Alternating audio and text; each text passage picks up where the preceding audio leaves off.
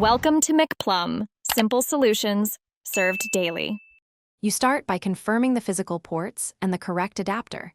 This prevents mismatched signals.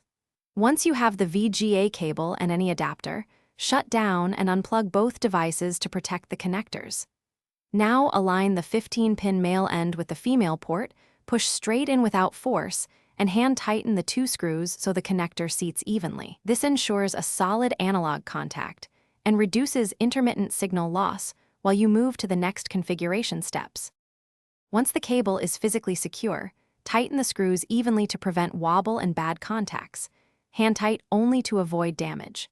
Make sure the monitor's input source is switched to VGA, and if using a laptop, enable the external display or clone/extend mode so the graphics card sends analog signals. Then set resolution and refresh to the monitor's native values to avoid scaling artifacts. Lower resolution can appear stretched, and wrong refresh rates may cause flicker. These steps stabilize image quality and synchronization. Power the monitor first, then the computer so the display can negotiate input on startup. You should see BIOS or the OS detect the external screen.